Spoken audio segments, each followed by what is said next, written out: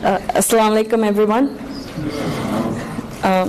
Please forgive me for my lack of Arabic. I am ashamed of it, so please forgive me for that. However, thank you for coming over and, and showing your interest in data migration. What I really wanted to do was here, I want to show my agenda before we start, and then part of the agenda is what is introductions. So this is what we're going to be doing: overviews and introductions, and then data migration methodology. We're just going to dive right into data migration, and then we're going to do with the data migration scoping, planning. We take a break, do our salah, and then we go for data extraction, data quality assessment, profiling, using data services. So for now, let me talk about that later in a bit. Then mapping and transformation, and then data cleansing and data enrichment, and then data load preparedness and testing, and then data load, using SAP data services, data validation and reconciliation, and then we'll ask questions and go down with the summary and everything. However, if you guys have, I want to make this more of an interactive session rather than just me speaking and you guys listening. It gets boring, and then probably you guys will sleep on it too. So I don't want to do that. With that, what I want to do is give you a little bit about SNV. It's called Scalers and Victors. The company is based out of, just give me one sec, based out of Dubai, and they are prominent in Middle East. So this is one of their way of giving back to Middle East by sending people like me, giving sessions, helping. We do have a data science group which I'm trying to mentor and give back with that too. So something like a part of giving back to Middle East and to the community where we are living, and so applauds to SNV. And then a little bit about myself. I have over 15 years of experience. I don't know, I don't want to say how old I am, but yes, I am pretty old. So I'm actually based out of Chicago. I have worked there almost all throughout my life. However, a little bit, roaming around back and forth to India. Is that okay? And when the people wanted to set up their call centers, I was trying to work with that too. However, my main SAP experience has been since past 10 years. And then as soon as I landed in SAP, I landed as an SD consultant. However, I liked data. I ended up in data, and I liked data. And then from there on, I just stayed with data for rest of my life. And now it has become my passion. I have worked with U.S. Navy, U.S. Army, Verizon, Newmont Mining, it's a gold mining company, chemicals company called Air Products, AbbVie, pharmaceutical company, Sempra Utilities. I think I have experience retail, Rayleigh's. So except I think banking and insurance and apparel, I have stepped into all other industry types almost, I think, discrete manufacturing and things like that. So far I have converted about 7 billion records. Yes, I keep counting. So that's the fun part, and going and helping clients, customers, helping them. They think they know data. A lot of business data owners, they say, oh, my data is clean, and then when I show them issues, they are like surprised, oh, I never knew this was there. So that is the best part, helping them, bringing their data into a clean state and then transforming it and putting it into a new environment. And then going beyond that is, integrating data governance so that you prevent from data decay and further, data deterioration. So that's a little bit about me. Before I start, I want to know how many of you guys know what is data migration?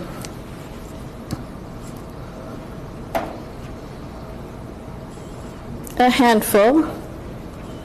Okay. Pretty good.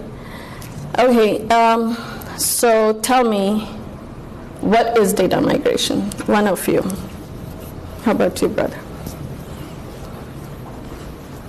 Can I use it? Yes. Is that okay? Yeah. Okay. My idea about data migration is called some sort of cleaning the data or moving the data from legacy system to a new upgraded system. We can sort it, we can make some analysis about it, because before we transfer it from the first one into the destination, make some mapping structure or modeling in this model. Okay, yeah, you have a very good understanding. So now, why companies do data migration? Can anyone help me? I'm not going to ask you. Who can tell me why companies are jumping on data migration efforts? I'm sorry, this is going to be, walking down, up and down. They're doing it for several reasons. One of the reasons is the current system or current application is not capable to produce certain services. So they choose to move to a different vendor or different company that is capable to do certain services. So they have to do the data migration from system to another system. Okay. Have you guys heard about digital transformation? Who is interested in digital transformation? Any sisters? Since I'm here, you guys can participate. So, what is the digital transformation? Come on, guys. Middle East is big on digital transformation.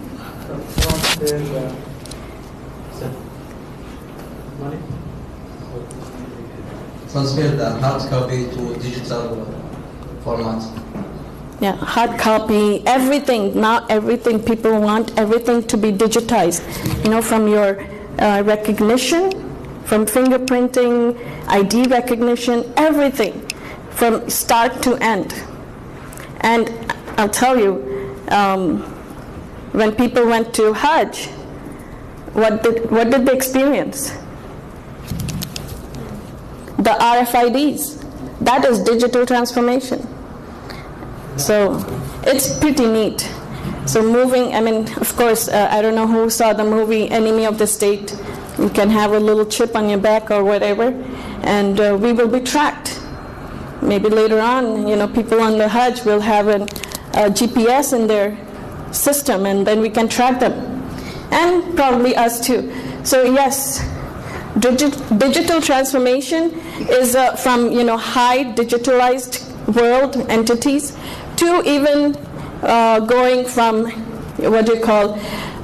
upgrading their systems, existing systems, moving from mainframes and things of that kind to latest and greatest technology. Okay, and guess what? Again, I'm going to tell you. U.S. has exhausted in that. There are few laggard industries like utilities. They are, jumping on the digital transformation. However, companies like Verizon, they have jumped on that bandwagon long time ago. Okay? So now, US and Europe is getting exhausted, so now Middle East is the focal point for all these transformations. So the reason I'm here is that to prepare you guys for these transformations. All right, be ready and then enjoy the benefits out of it. Okay? So with that, I want to, wait a minute. I think I went a little bit too ahead. Yeah, that's it. So any transformation, any ERP transformations, any digital transformations, whatever is happening, data is involved, heavily involved. So I know you guys all belong to Riyadh Data Geeks. So everybody in here, I'm assuming that you all are data lovers. Yes? All right. Okay. I don't know. I that's fine. So, however, companies don't think of data whenever they're transforming, whenever they are implementing new systems. They don't think of data until they are in the realization phase. How many of you have experienced this or agree with me on this? So, the data, it is the integral part of your transformations. Okay? However, companies don't bring in data until the realization, until the testing time. Is that a true statement? Yes, most of the time. Yes, all the time, okay? You have to fight yourself. If you're a data person and if you're a data passionate person, you have to literally fight your way in to start from their planning, from their even pre-planning, pre-sales phase to get your data issues addressed. Okay? So, however, lot of implementations, again, why do they fail? Number one reason for the implementations to fail, they don't go the way, anticipated. That's the number one reason. Or it fails, people just wrap up and go home, or it extends. So what happens? You must have estimated a budget of $5 million for your ERP. Now you have to extend another 6 months to 1 year. In Navy ERP case, they have to extend it for next 5 years. So, what is... Sorry, but can you make sure that the mic is... Oh, close by? Okay. I think we lost the mic. Is it on? Sorry for the motion. It's not, no, it's gone. Okay, can you guys hear me? Okay. Sorry if you guys missed the earlier part. But what I'm trying to convince you guys is data is important. And if you are a data person, address data from the start. From the start of the project or from the pre-sales time of the project.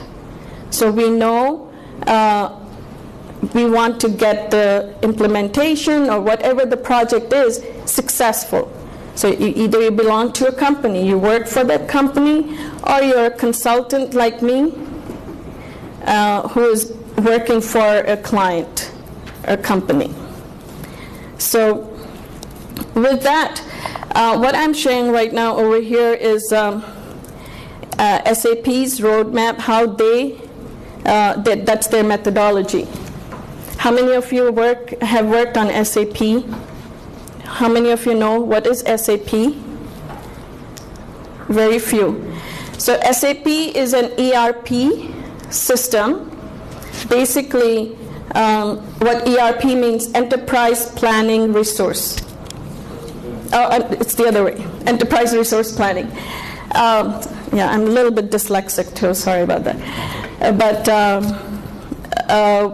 So what that does is all your company processes, instead of being in silos, it will bring it in one system. That's the purpose of bringing in SAPs into enterprises. So it will bring into one system, so you don't have to worry about, for example, you have your customer data when you're doing marketing, and then you have a customer data when you're doing accounts receivable, billing, or delivery. So one is sales, where we are delivering the product and receiving the money, and then one is there's a department which is just targeting. So then the department has one part of the data, and then the sales and AR finance will have another part of data, and they are not communicating, and that will cause a lot of operational overages, and also your revenue you're not able to extract or optimize your revenues because of those interruptions in your business. So ERP brings everything together. So there are several ERP providers, and I happen to work with SAP, so I talk about SAP a lot, SAP products a lot. However, there are other products out there. So with that, anybody has any questions on SAP, on ERP? Am I all right? Maybe I should have one slide above this one to explain. Are we all good? Okay. So with that, this is SAP's roadmap. They have hundreds of thousands of customers. And then what they have done is they have compiled what are the best practices, what is the best methodology to integrate the system into the enterprise environments. So then they came up with, here, these are the best ways to approach. Okay? So their roadmap, when a company purchases an ERP, SAP ERP, they say, okay, we start with planning, preparation, and then we start with blueprinting. Blueprinting is nothing but a designing phase. And then we start with realization. Realization is nothing but build and testing phase. Okay? And then we go live. Final preparation and go live, and then post-go live support. So this is their recommendation of how to move about a typical project. Okay? Within that, what we have done is we have shown where data is addressed, and then which part of here. So data is usually addressed in realization phase, and then more than 75% of the people or companies have experienced data issues late in the project. So basically they're saying the same thing what I have just iterated. Okay? So, but I'm just supporting my statement with this slide. Any questions? And so if we address data in this phase, we won't have this many issues at this time, and especially data quality, DQ. Okay? So if we are head starting on data quality, we are actually ensuring the success of our project within that company. Any questions? Yes? What do you mean by data quality? The quality or the schema of the database? It's the data quality. How accurate is your data? How complete is your data? How standardized your data is? So So, is that good? Yeah. Okay. Any other questions? From user perspective, right? The data quality here, we're talking about user experience. It's more like a data dimensions. From Consistency, accuracy, completeness, integrity. From user perspective, from usage perspective, from availability perspective, they are, from the capability of your data perspective. So the data you have acquired, is that data sufficient enough for you to support your process? From an organization perspective. So the whole business, right? Depends on it. So every time, so I have worked with a retail company.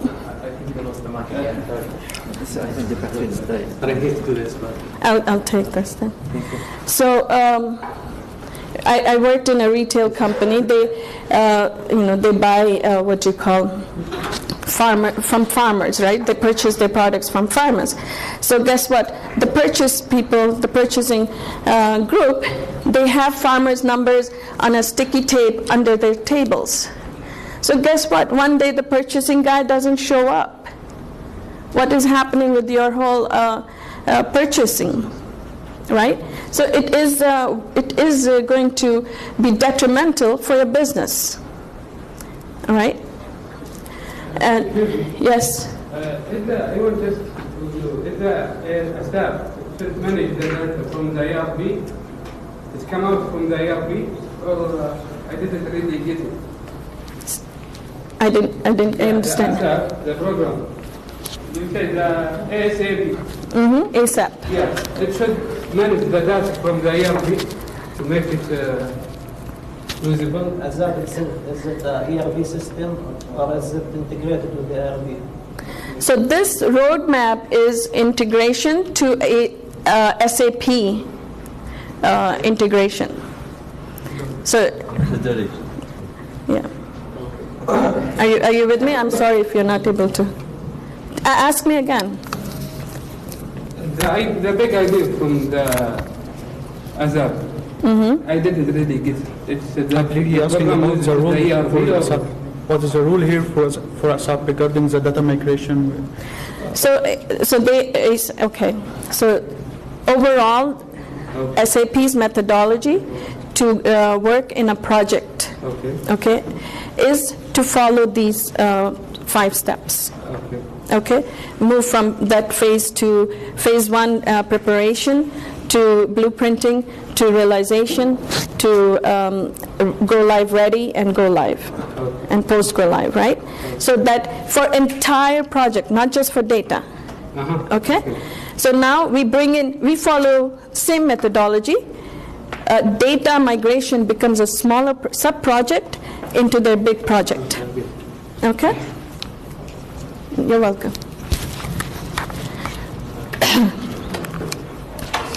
Okay, so guess what? SNV, like I said, we are passionate about data, what we do.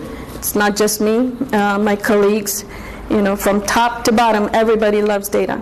We have about 35 employees. One of them is here with our client, SEC. I hope he's a happy client. He can say good reviews about us. Assalamu alaikum, brother. So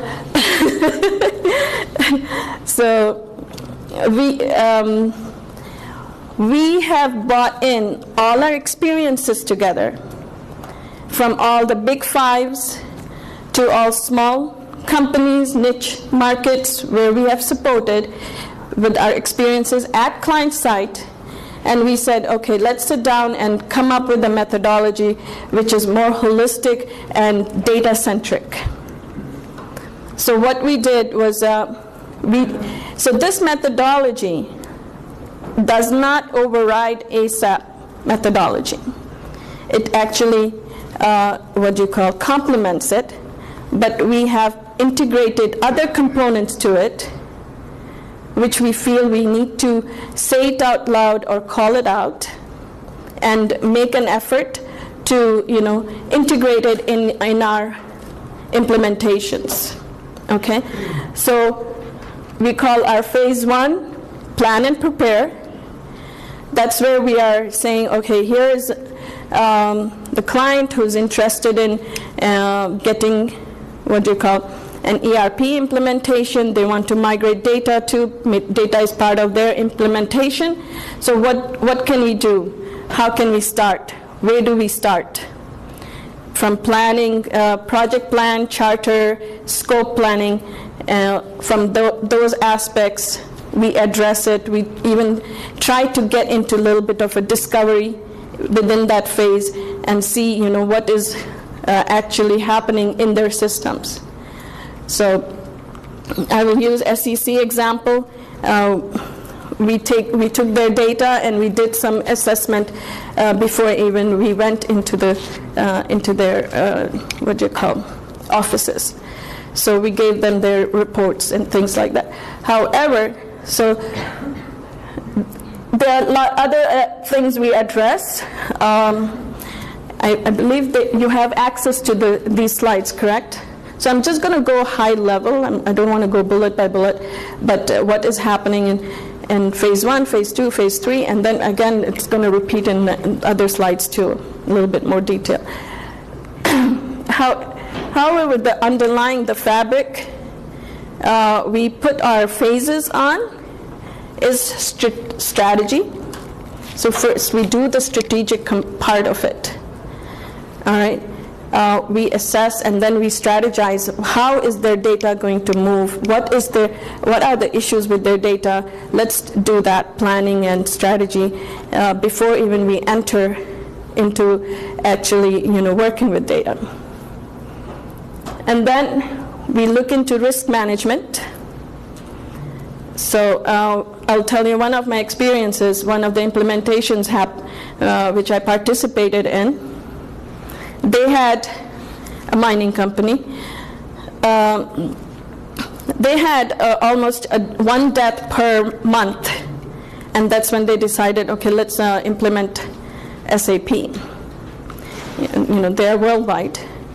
So in order to avoid that loss, what they wanted to achieve was make sure that they have all their assets, their functional locations in such a way that they are able to replace the parts on time and ensure that their employees, their workers are not stuck in the mine in an awkward timings.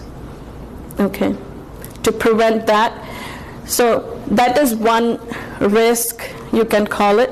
However, other data risks is, sensitive data going into other hands, right? Doing actual data migration. So we want to protect, if I'm in US, I have social security number. I don't know, over here you have your IDs, your passports, bank account, IBAN numbers. So you have your sensitive data, addresses, phone numbers. I have an issue with the phone number. So if it goes in the wrong hands, then it's a problem, right? So this is part of the risk management, right? That's a risk management. So we want to. Isn't it the data governance thing?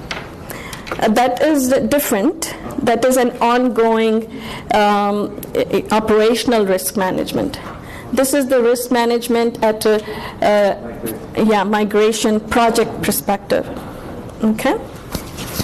And then the next is we need to make sure people are involved, right? So when we go and do implementations, if the business, the SMEs, if they are not participating, then guess what happens? Isolated lands. So it won't. There's a lack of integration. The solution won't be complete, right? Because business, the SMEs, they are actually on the grounds. They know what they're doing with the data, with the process. And if they are not participating with us, then there is a problem. We need to bring them in. How we bring them in, we need to figure that out.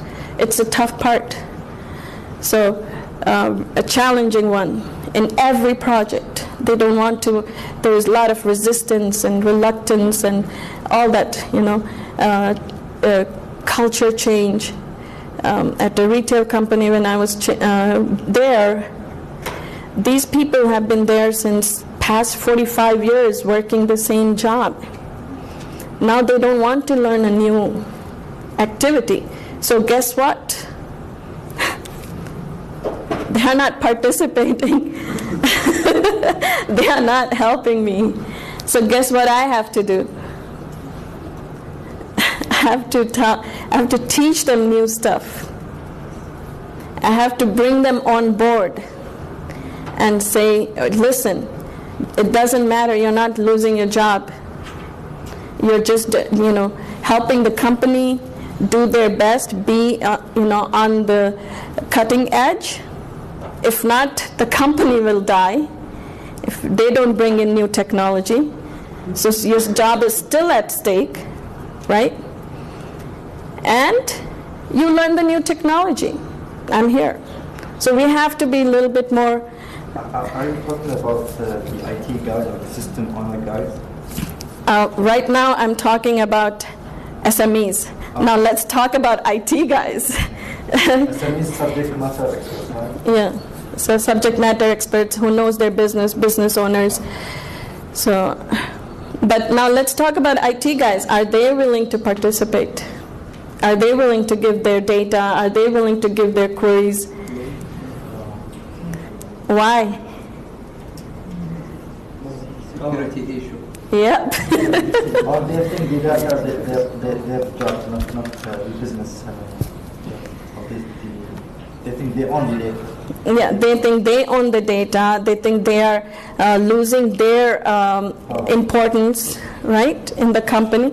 So lot of political, social issues which we have to navigate through to get these issues addressed. I mean, these are valid issues too, and they are.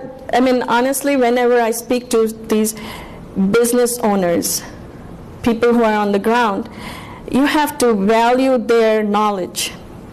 When people go and say, "Oh, they're just they don't know anything about technology," that is incorrect. They know their job so well that we cannot do their job, what they are doing. Oh, sorry. Okay, I can't do much. So one thing I just want to, we talked about this. So I want to build a background on this data migration. This is not going to be the first time. Just this will be our foundation. And then I want to develop on this, so maybe we'll have additional, 4 or 5 sessions to work through and rework, and we become data migration experts at the end of 5th sessions. Is that all right with you guys?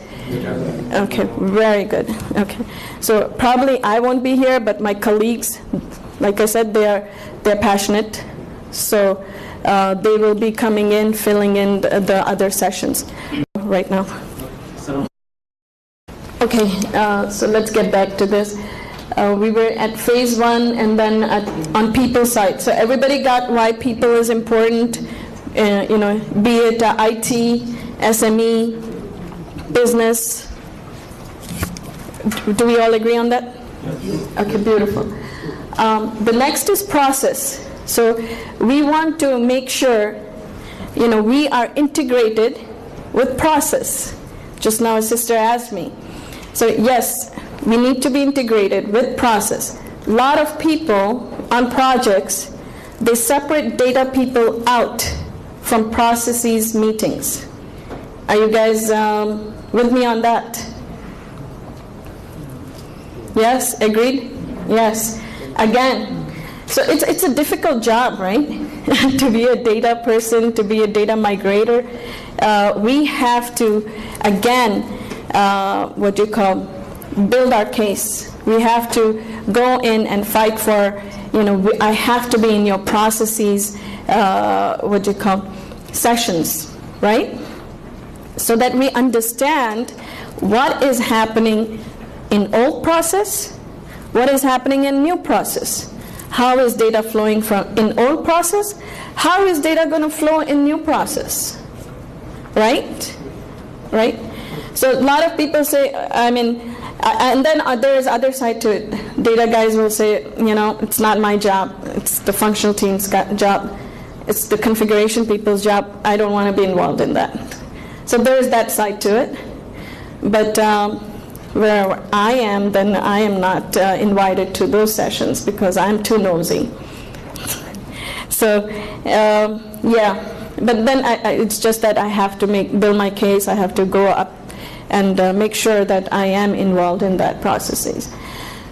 So yes, integrate that in your data strategy, data plan, so that you are in sync with your functional equal.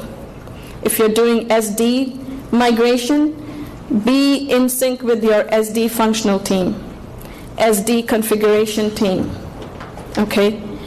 If you are an HR migrator, then be in sync with your HR.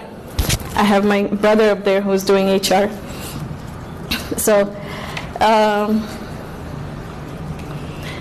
be in sync with your counterpart, okay?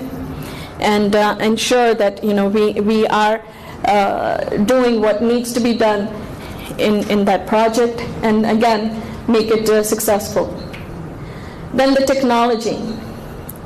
Yes, technology plays a big role.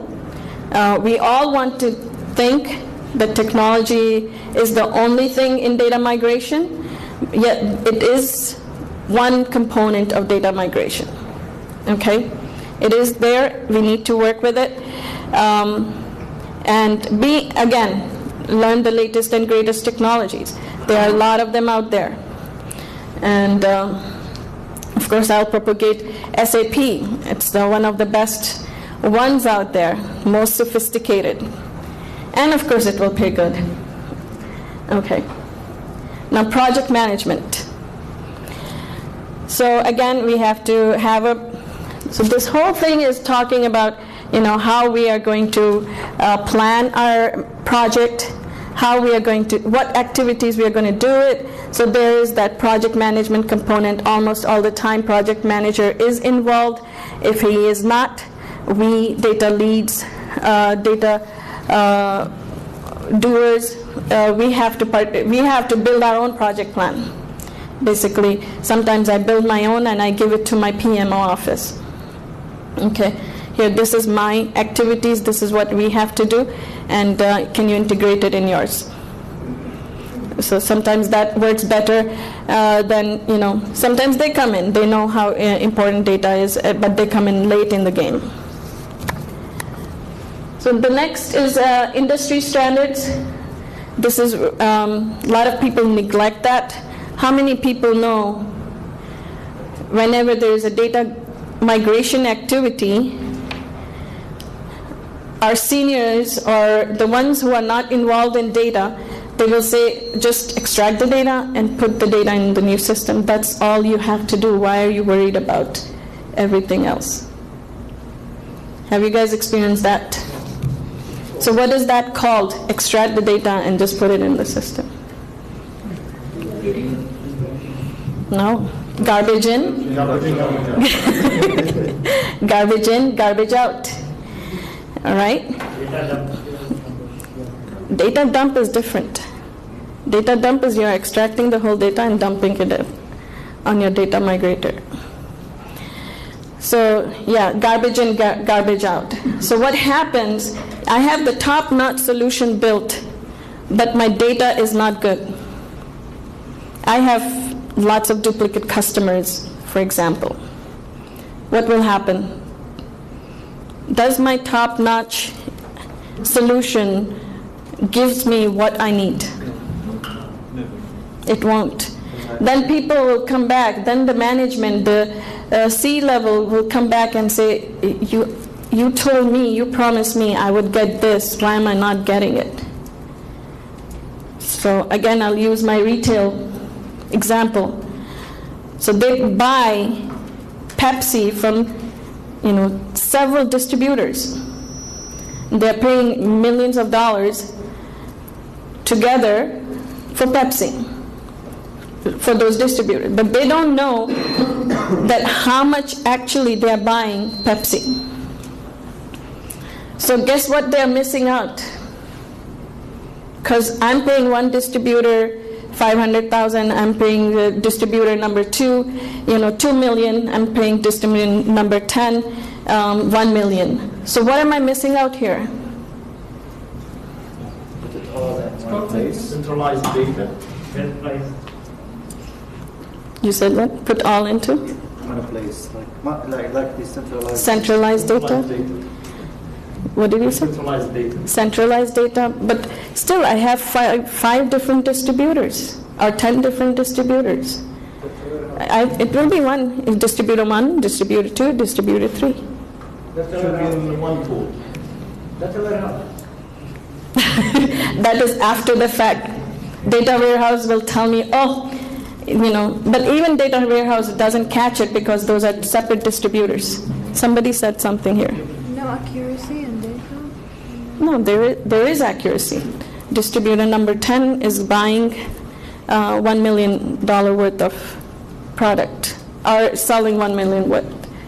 So we are not getting the buying power because we are purchasing different amounts from different distributors. We don't have a vendor hierarchy, right? So if I have Pepsi Cola on the top, distributor 1, 2, 3, 4, 5, I know in your data warehouse, my Pepsi Cola is selling me $10 million worth of products. Let me go and negotiate, right? But do I get that information if I don't have that as a vendor hierarchy? I don't. Nobody catches it. Hardly. People are losing, our customers or, your companies are losing money in that. Okay? So but I lost the track here. So industry standards, right? So we need to standardize our data. So from industry standards, from there is for materials there is UNSP and ISO standards, and then you have for example, for US, our addresses, we go with the USPS address, and everything is to the point. It will point me my address right there. So those, and then we have firm names. Dun and Brad's, we can look up and standardize our firm name. Guess how many names IBM has? 20. I don't know, 47. Okay. They spell it IBM company, IBM corporate, and blah, blah, blah. So what is legal name for IBM? What is... You need master data. International business machine, right? Yeah. I don't know what it is, I'm sorry. International business machine. So we need to... So where is that data, existing?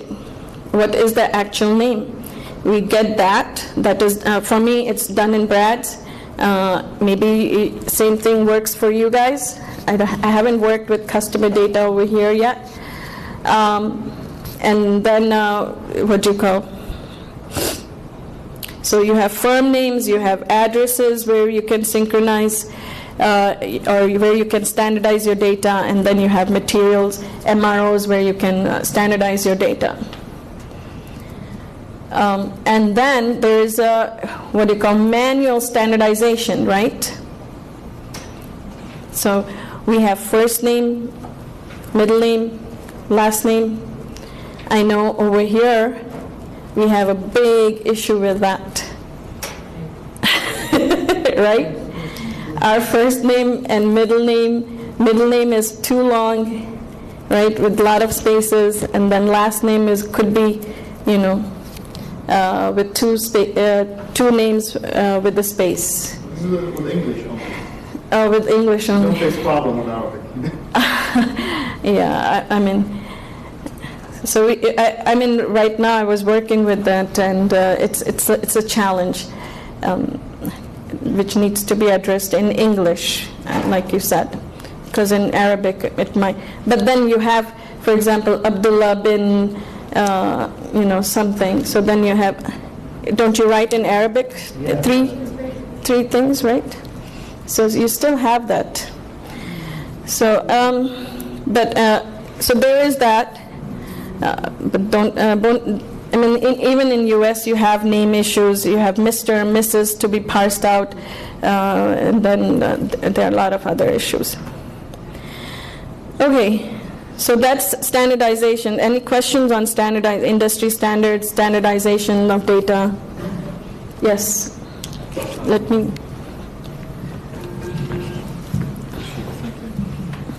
I'm a little bit confused because my understanding for industry standardization for benchmarking for the performance sake. Benchmarking is for case studies, but in data standardization is you have certain data, what you call available cataloging, and some information on that. So what do you call? If you buy a car part, right? Transmission. So you have a specific way of putting that, not naming that transmission, right? Okay, and that would be a standard structure, and then once you put it in, you can recognize that. You can even recognize with your vendors, this is the part number I have. So it's instantly recognized, and we can do the procurement much more faster and easier. If not, what I see in a lot of companies, material names are not standardized. So I'm going to go over that a little bit more in detail. But standardization of material names is biggest, issue when you go with the heavy asset industry companies. One question, because risk management is included in the project management, or should be included in those? Project management, it is included. Resource management and risk management should be included in the project management. Yes. You're right, it's included. But we are highlighting it separately outside.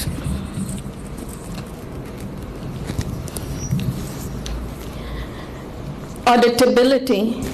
So how many companies worry about, my data is going to get audited during the immigration phases, in migration phases, or at the end, or year end? How many of us think about that, or we have it at the back of our minds when we are doing these activities?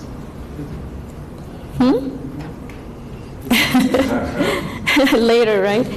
Not many people address auditability issue, and then when it actually happens, then a lot of company fails with that. So we need to track it from start to end and make sure that where is our data going, whichever our data we are saying this is not coming over, we have that list, right? And we are saying, okay, this is the reason this data is excluded, in the environment. So then, to pass that, you need to maintain it until whatever the specific time compliance, issues. The last one is org change management. So that's part of every project. It should be part of data migration, how data had been and how it is going to be. That should be trained and communicated, socialized well, so people when they go on and work on it, it's easy for them. They're familiar with it, and it's not, that reluctancy, that resistance is getting a little bit eased. So with that fabric, we have divided into 5 phases, same as all the other methodologies. You have Accenture methodology, you have IBM methodology, you have ASAP methodology. We are in sync with that. We just name it plan and prepare, discover and assess. That's where we are going in, actually checking out how many systems does the client have, what are the data objects they have, what data they have. Let's profile their data. Let's understand how well their data is talking to us. Okay, so that, and then we move from there. Once we get that understanding, once we have reports, we can take that and communicate and address, of course, give our recommendations. So that is part of a recommendation, and then we can start even designing by giving out the recommendations and designing what we need to do, how we need to take that data into the new system. And then we have a build and test, and then we have operate and optimize, which is your go live and then post go live support. Okay, so it's talking a lot in this. It's a nutshell of the whole entire project. Any questions? Any suggestions? I'm open for criticism. If you, I welcome it. There must be a reason. I'm not recollecting why we have taken that out and highlighted it. So I'll come back to you. Okay. Yes. Where does the pilot stage stand? Pilot will go through the whole thing. But with a smaller data set, with the smaller, it will go. We are not skipping any phases for pilot either. Any activities there, because you need to have your pilot successful, and that means you need to have that repeatable process to be established, right? So, yeah. Any other questions, sisters? Okay. So we're good on this. Excuse me? Yes, sir. I want to ask about testing the data. Yes. So, yes, tell me.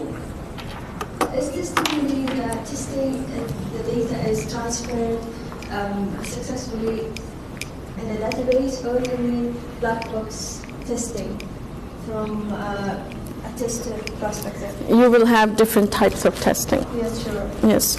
So you. Can you clarify this type of testing if you want to? We will go a little bit more in detail, so I'll share that. If not, in short, we do unit testing, then we have string testing, then we do Mark 1, Mark 2, where we are bringing in all the data in the 2B environment, and we are testing with that, and then user acceptability testing, and then we go live. Okay. So that's testing in a nutshell. Yes. I'm asking about the data classification. In which stage should we have? Data classification. In which stage are we? It's going to be what you call graduated process, right? So basically, data classification, you won't be able to do it right away in your what you call data migration depend on the data classification itself, because the shape of data that I want to migrate will be based on my study for the current data? It will start from your phase one, from your plan and prepare. What are the different classifications of each material master, right? Which material classifications will go in what type of material type, right? So we can consider it in the planning phase? It starts from planning phase. However, you're building on it, right? The classifications might change. So I have to do the migration again? You're not doing the migration. It works with your cleansing process, right? I think we have to start from the phase C. Data classification? Means set the hierarchies and all this stuff, is it? No, you start from the How I get-go. can decide the shape of data that I have to migrate? It must be a phase after studying the current data from an old system or legacy system to migrate to the new one. So I have to classify this data to determine the shape of the migration. Am I right? I mean, when you're classifying, okay, give me an example. How about that? For example, what are you classifying? For example, I'm working... Customers, for example, high net worth, that we have already a legacy system trying to build a new one using a data already stored from the old one, from the old system, but with different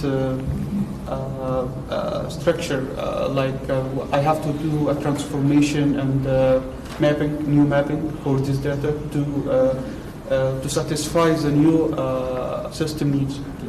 So that's your mapping will come in design phase. I'm not talking about mapping, but I'm talking about in which phase I have to determine that I will take this data or left it. In the I think he's talking about the approach. In which phase we need to follow that approach that will outcome in the future. You got me? So I got you. So if you're saying the criterias, right? Filter criterias. Yeah. So that will come into your cleansing phase. When you're cleansing, what is my data in scope, right? So for example, if I have GL accounts I'm bringing in, so I'm going to say I just want the GL accounts from last 5 years. Yeah. And I'm going to say I want GL accounts, that's my first rule. So everything else which I have in my database, I'm not bringing it. But for example, I don't have it here, but usually I go with that. 200,000 records in my system, but if I say past 5 years, I have 50,000 in scope. Okay, and then from 50,000, I say only company codes 1, 2, and 5 are coming over. So from there, it is just coming, 25,000. Right? So because it's not matching my filter criteria for the rest. So now from 25,000, I'm saying only this much, 5,000 of my records are matching with the next rule. So this is all your design phase. Design phase. Yes. So you're capturing all this in a document called CRS, Conversion Requirements Specifications. And we capture all that. Just like your functional document, we need to have a conversion document. And we capture all these rules. We capture all the cleansing rules. And then we move the data into... So I will do the data cleaning after classification, right?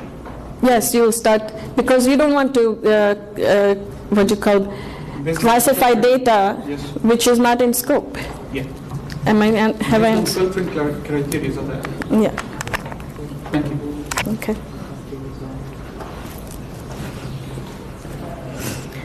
All right. So if we are good with this slide, I'm going to move on to next. I don't know what time it is, but it's 7:45. Okay. How much? Like 45 minutes, 1 hour. Okay. So migration scoping.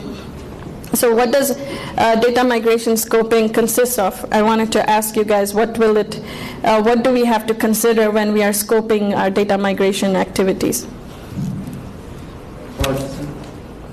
Privacy? Okay. Types of data sources? Types of data sources? Okay. Data sources, right? Okay. Size, data size. Data volume. Okay.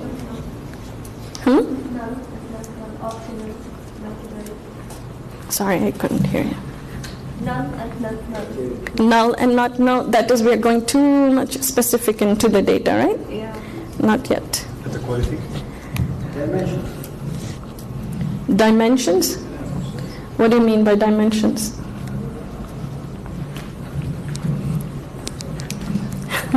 I'm going to ask you. Sorry. Maybe you mean by dimension the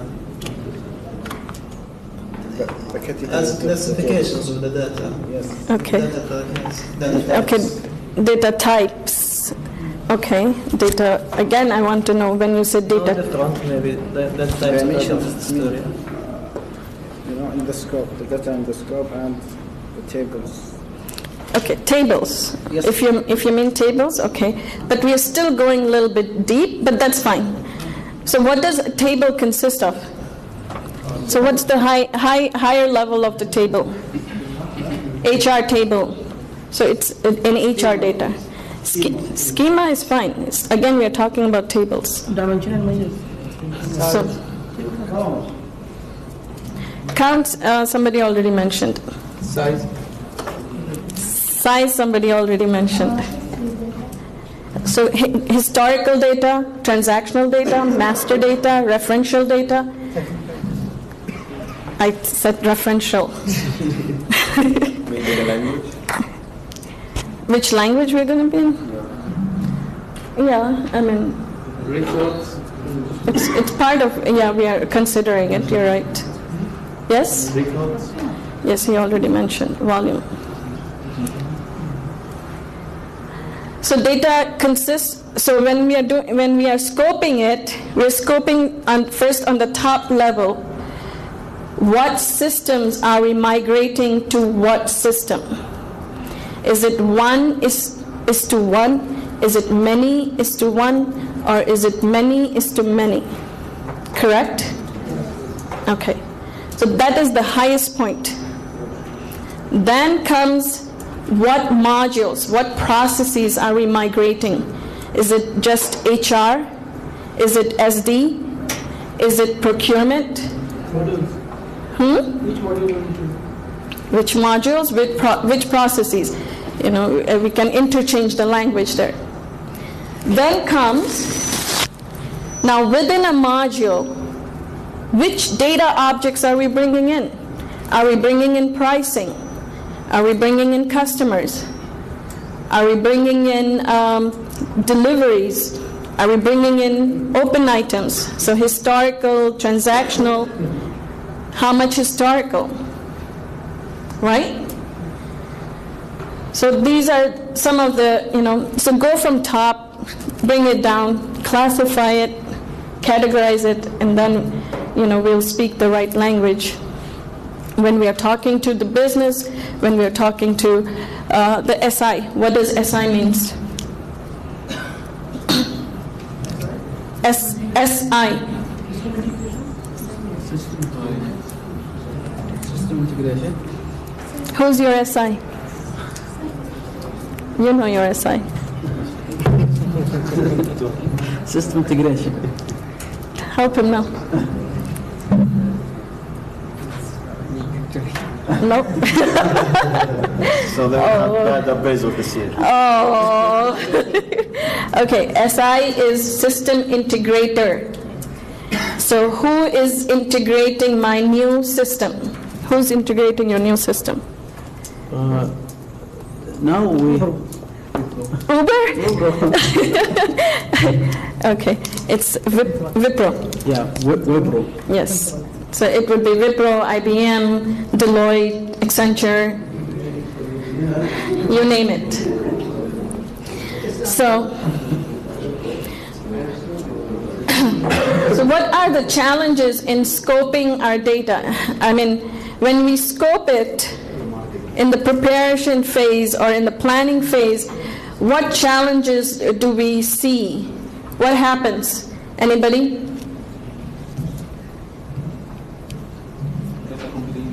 We don't know what migrate? You hit it. We don't know what we want to migrate or what data we should bring. Yep, all the time, all the time. So they will say, okay, we want to bring in SD data, we'll bring in just customer master. Guess what happens once we are in the project? The whole entire, SD will have about 12 to 15 data objects which will come into the picture. And guess what happens? You have to redo the work again. You forgot to bring some important stuff. No, we will realize it. You have a realization phase. You will realize it when you are building it, you're testing it. That's when you'll catch, oh my God, I need to bring in open inventory. What are you going to do? What happens to the whole project? Delays. Delays are, you are exhausted, overworked, or you need to recruit more people, the estimations, the budget increases, so we don't have a right estimation of our cost of our project. It calls for change order. So it's good, it's better to have a thorough scoping in the start, from the get-go.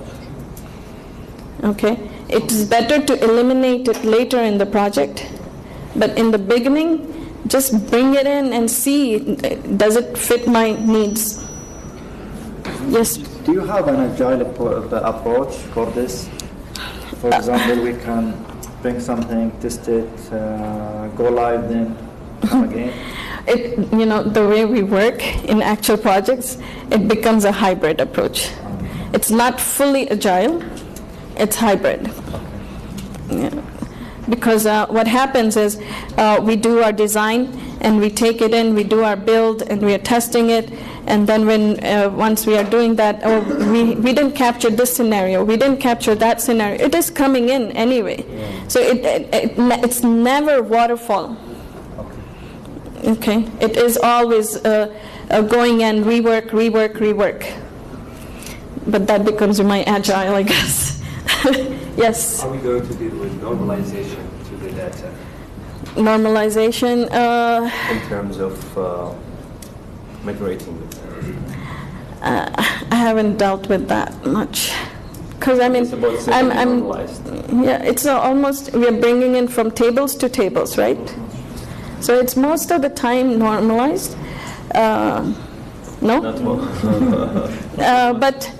But if I'm bringing in any text, unstructured data, yeah, then I have to look into that, right? But hardly. However, for material master, you will see that scenario. Okay. Any questions? Does SAP have a tool for data quality or like Nusrath, or we have to make it separate and then migrate it to the new system? You're coming to my... Yep, the tools I told you. I work with the SAP BODS, which is an ETL tool. BODS, Business Objects Data Services. And then there is Information Steward, SAP's Information Steward. We call it SI for short. But, I'm sorry, IS, information. I told you I'm dyslexic. Okay, so, yeah, IS, or BODS, IS. So it's a platform. SAP provides a platform, EIM platform, which helps in integrating legacy data into SAP. Yes, brother? IDT, I think after you install this. ID? IDT information is inside. I don't know what you're talking about. Yeah. I think also Oracle has a distribution. I think Oracle has an application for data quality or data. Yes, Oracle has it. I mean, there are a lot of data quality products out there. There are a lot of open data quality products, open sources. SAP, it's not open source. SAP you have to pay. Speaking about open source? Huh? Or speaking about open source? No, I'm not speaking about open source. I'll confess, I haven't used open sources. I have used back office, I have used BODS. So based on that, and then sometimes people, my counterparts have used SQL, which doesn't help at all. But I support SAP products because in a way, I'm going for SAP migration, SAP implementation. It is a seamless integration from my ETL to SAP target system. So I don't have to go through a lot of hurdles, a lot of connectivity issues and things of that kind. It just gives me all the tools, accelerators to get my work done in the best way and also in the fastest way. And it's a repeatable process. So once I create my engines, then I can take that, I can repeat it, hardly any tweaks need to be happening. And then also, it will also help me if I am a large company who's acquiring other companies, every 3 months, every 6 months, then I don't need to bring in any additional support for data migration. All these, jobs I have created, which are centric to my company, it will rework for me. So those are some of the things, which SAP BODS provides for you, and then you can enjoy it. So my brain teaser here was, what are the objects in scope for an order to cash process? Did I just say it out earlier? Okay, so let's skip that. So data migration, planning and strategy. Who, what, when, where, and how. Right? We are answering all those questions when we are doing the planning and strategy phase.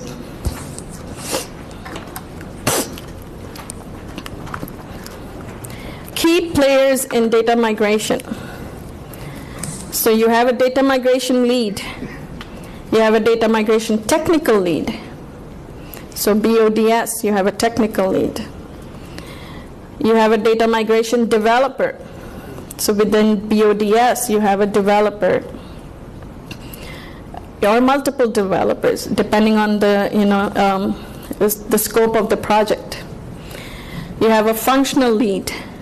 You have a functional staff.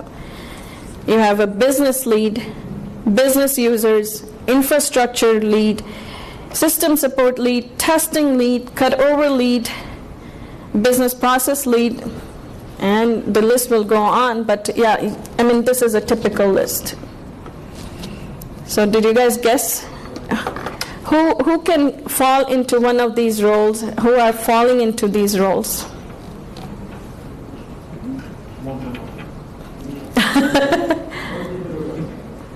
Anybody? Come on. All right. So do you know how much?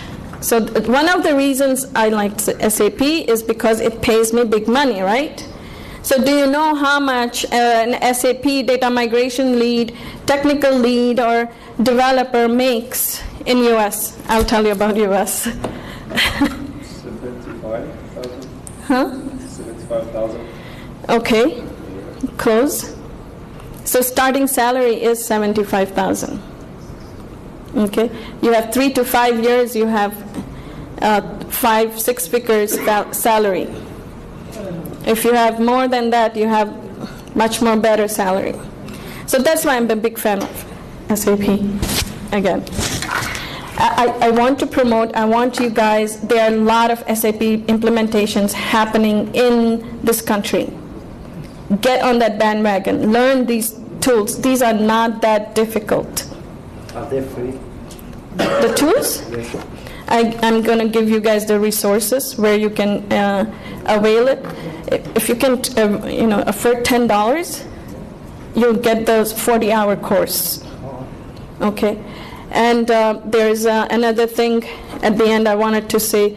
I don't know if I will have time, but what I can say is the access to SAP BODS and those SAP suite, ETL suite. Right now, I wanted to get you guys, I was talking to a few companies, but I wasn't getting any type of a deal. So I talked to my company leaders, and they said just ask your audience to hang on, or until next month we will try to get you guys access in our system, and you can play with that at least for a month for now. But you have to hang on a little bit because we need to build it up. So that's the promise from my management team. So inshallah, we'll get that. But yes, it's a good tool to learn. It's a valuable tool at your client side, and it's a valuable tool at the professional side, at the personal side. Any questions on that? Have I relayed enough information for you guys to jump on this bandwagon? Excited you guys enough? Okay. Very good. So I'm going to skip this, but this one is going detailed planning. I wanted to share with you guys, the question you have about classification, where do you do the categorization, classifications? You will find it here. We do it, almost. Is it okay to share this presentation with you guys? Or? Yeah. I thought you were already sharing. Okay. Yeah. It's fine. You guys can look at it. See if it helps. It helps. If you need additional, help, let me know. I have put a WhatsApp group, which we'll be building, and you guys can. It will be like a little forum, which you can ask any questions, any concerns. We can work with that. So, anybody wants to go through those details? Yes, brother. Zoom it. Oops. I just don't know how to zoom it. Oops. What did I do? No, we just, where's the exit? No, you just zoomed here. Okay, that I know. Okay, it's not going to do a good job. راح اعمل مشاركه برزنتيشن على الجوجل درايف راح احطه في الكومنت تقدروا تحطوا عليها. I'll share those details too. Okay. Can we get as such with the Gantt chart in order to see the dependencies? I have that one too. Let me see if I can share that. Okay. Yeah, that's much more detailed. This is still high level, even though this looks like a detail. That's more with the, load plan and more of like a cutover plan, what you're asking for. Okay. Okay. Let me go back on the presentation phase. Okay, so you have all the 5 phases here, a little bit of details here, or a lot of details. And now this one is your leveraging SAP products, right? So you have N number of sources, whatever types of sources. It could be flat files, databases, applications, XMLs, machine, what do you call POS, any type of legacy system or integration system which you want to bring in and bring in your data from. It is compatible. So I will show you those connectivities in next time when we are actually on BODS system. Okay. So you get that. So you have the extraction phase first within your actual activity of working with your data, right? So you extract your data first, and then you profile it. Okay. I think I didn't bring the right, but it should be extract and profile. That will happen in your assess and what you call explore phase. Okay. So I always, this is another fight. I'm sorry, there are so many fights a data migrator like me has to live with. Here's another fight. Every place I go, I have to have. Why are you laughing? But maybe it's a, I don't know what you call it, fights, bullets, whatnot. But so the best practice is to connect with your source system directly. How many will give us that access from a company? The source system directly? Yes. Most of them refuse to do so. Yeah, that's another fight we have to fight, to get the best practices out there, because that's what SAP recommends. Connect with your source system, and that is the best way, to tell you the truth, because then I have the data, the whole entire data set in front of me. Okay. Later on down the line, we don't have to say, oh, I forgot, I missed that data to give you. I only extracted, this data from this place. Once I know all my source systems, I connect with all my source systems, I bring that data dump, that's where I call data dump. I bring my data dump into my staging area, and now I play with this. Okay? I don't need access for read. I don't need access for write. All I need is read access. I'll bring your data in, give me access for 1 day, 2 days, 1 week, and then take my access away.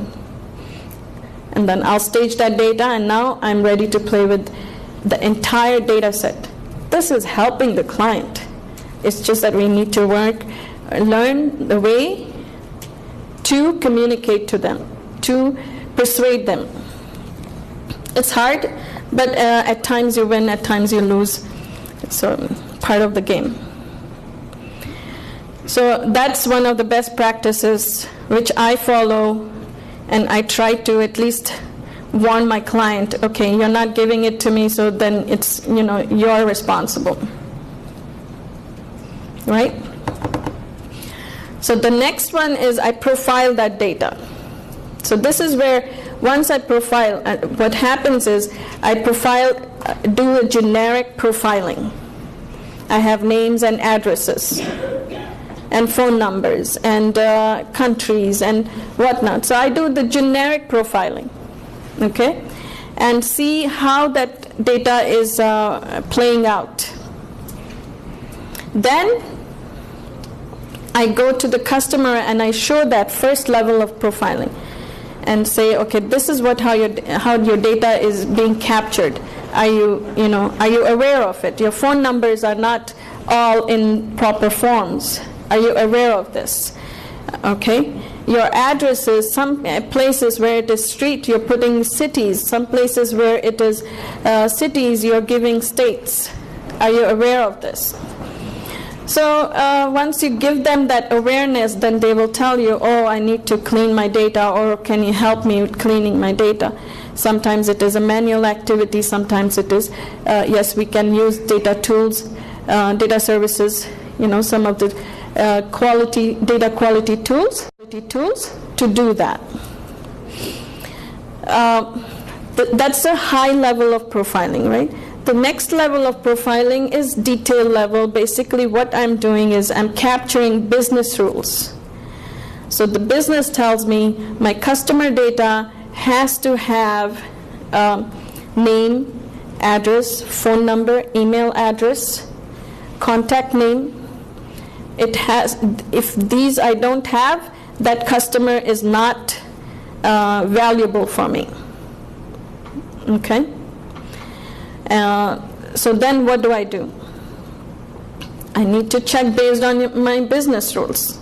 So they will have a good set of business rules, which is, business-centric data. It is not it's not mandatory fields. It's not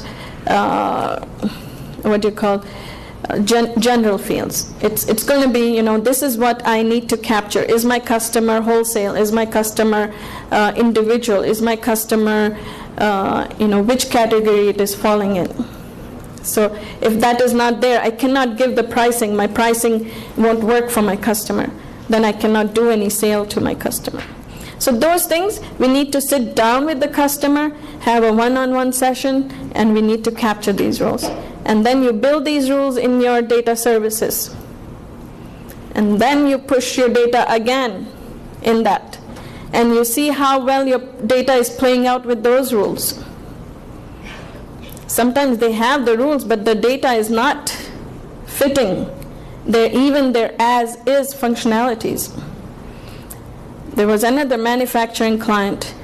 They had about 33,000 vendors.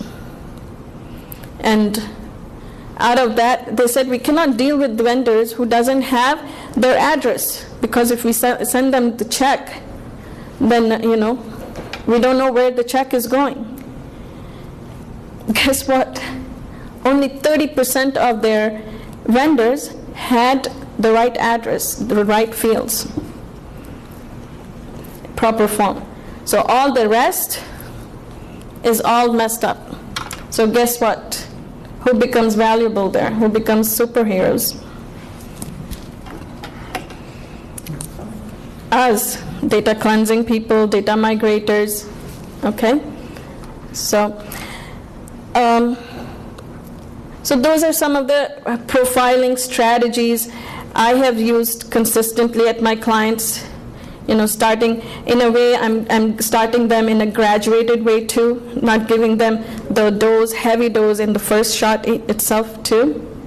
So then they know the capabilities of the tool also, and they will understand and they will appreciate, not scared by it. So there are several things we can get doing which will make them more acquainted, more welcoming, and cooperative with us. Okay? So what the SAP's, the way of doing what they have suggested is extract, profile, then cleanse, and then load. Okay? Your load could be directly from data services to SAP, or you can load it for some of the objects. You can use a LSMW. There are other loader tools which you can utilize. Okay? And then also you have a reconciliation component built into data services.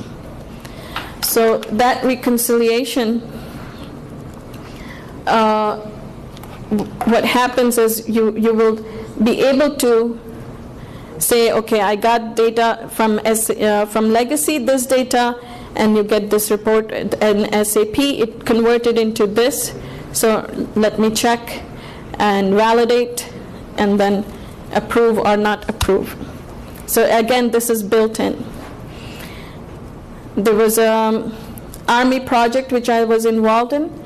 Just the reconciliation and validation strategy, it was like costing them millions of dollars per month.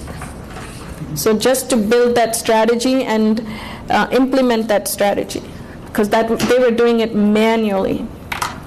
So this one is coming in your fingertips, automated most of the time. So manual checks would be a little bit of scanning and you're done. So that's another powerful attribute they bring in. Any questions on this before I move on to next? And anyway, you have to tell me what time I need to stop. Okay.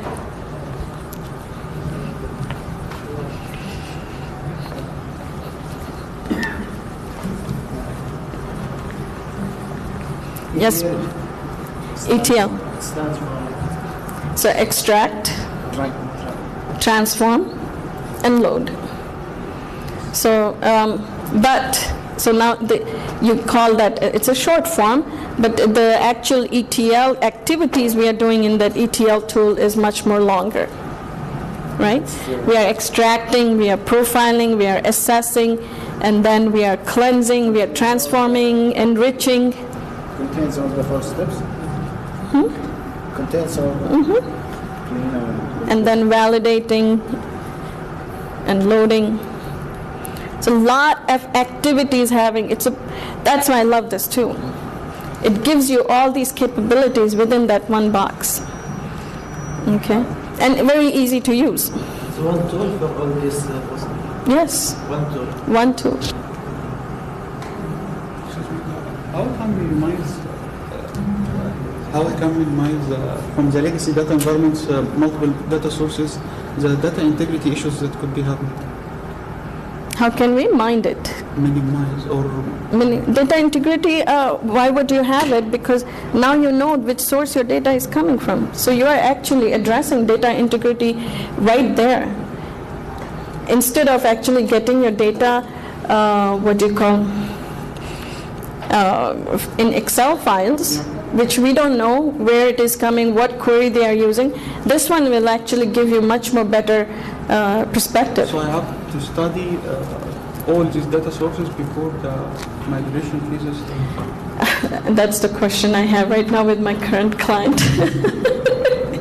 They tell me, do you have to study? I don't have to study. My client is right there. They know their data. They know their tables. In most cases, here, based on my experience, sometimes they don't know how this data stored in the database or file system. They don't know the logic. Yeah. No, but you have a data owner. Even in current companies, what you're operating in as a systems, you have a data owner who knows. I know my data owner. He knows inside out of his data. Not in all cases. Then we have to study. Then extra money for you. Yeah. So always take it positive. Why negative, guys? Any other questions? Any questions on that? And how we can deal with the data redundancy? So data duplication. Yeah. That tool will do it magics on you. Out of the box? Out of the box. We should implement normalization here. When you tell me normalization, I'm thinking database, and then do I combine the tables, and then blah, blah, blah, blah. It always takes me to database activity. So when you talk to me about that, normalization, I'm not normalizing data here. You are talking to me BW. I'm not doing any BW activity here. You can do it. You can merge tables here. I mean, join tables, but still you're not normalizing. But yeah, you can join tables and do whatever you want. This becomes your middleware. I believe we don't have data transformation. The most of I believe here we're doing all the job about data transformation and business object mapping that I'm trying to get from these systems.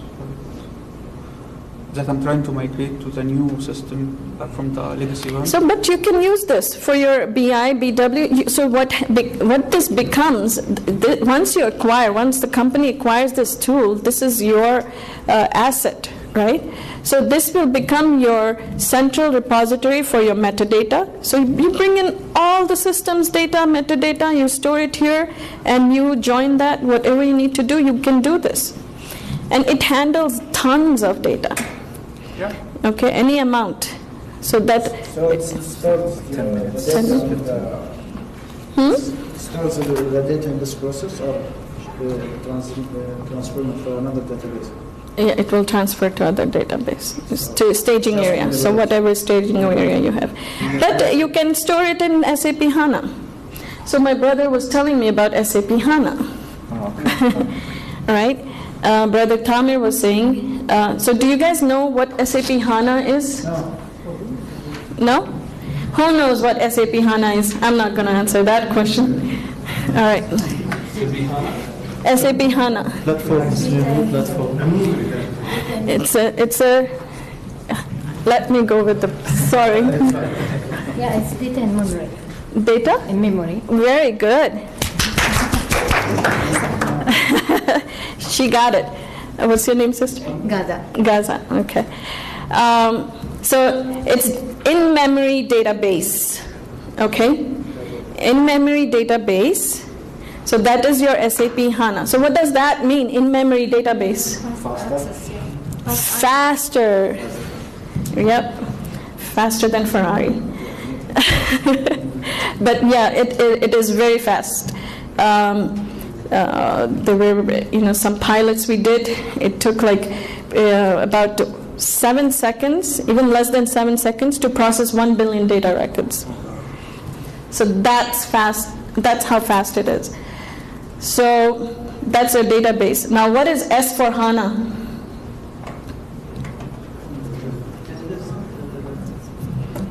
Simplified HANA. Simple form of HANA. Simple form of? He's doing data S/4HANA. Let me ask him. It's simplified form. Everything like is now from SAP. It's become simplified now. Like all the structures and everything what SAP was having 20, 25 years back. Now it's going towards HANA in a simple form. You can say.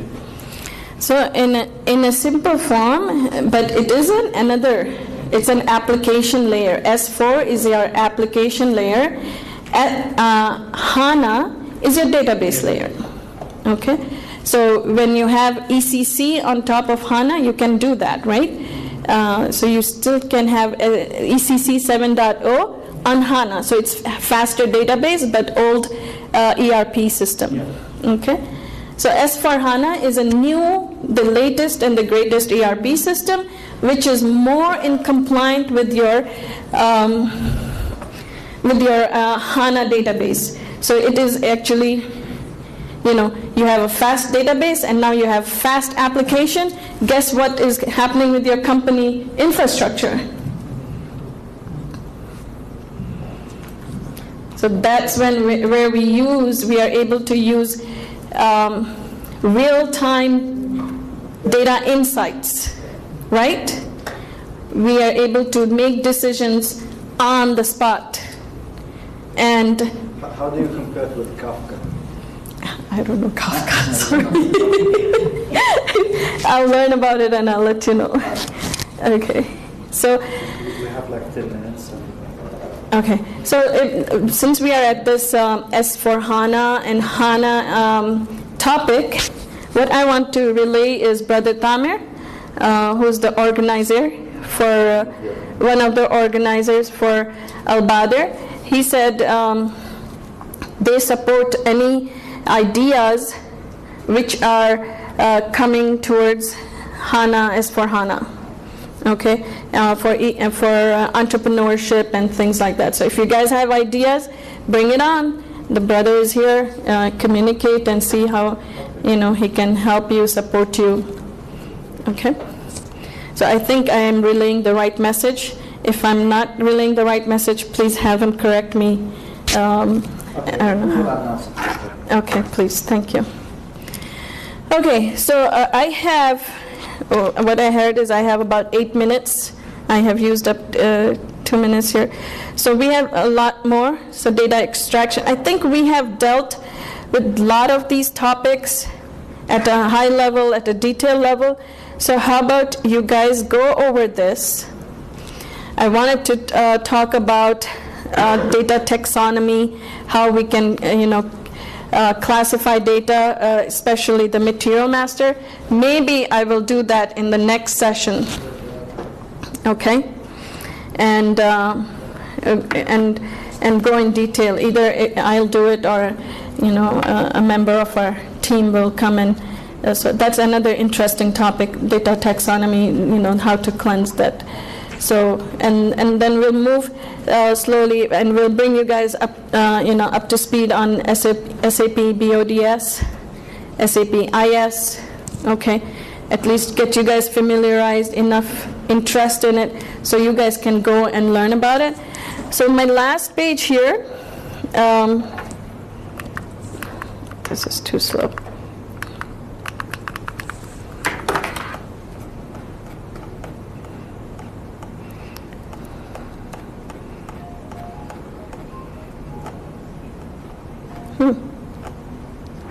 Sorry, I don't know where.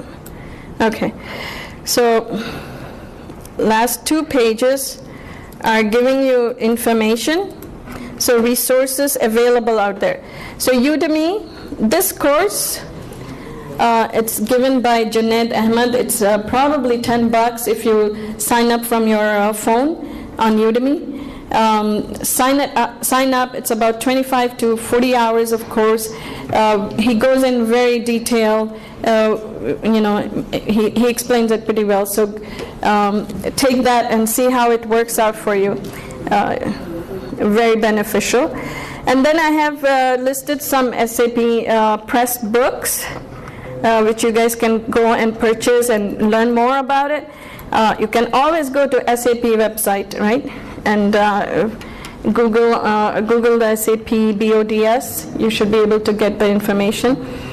And there is a SAP HANA Academy, which gives out a lot of detailed sessions, small little clips on how to use SAP HANA tools.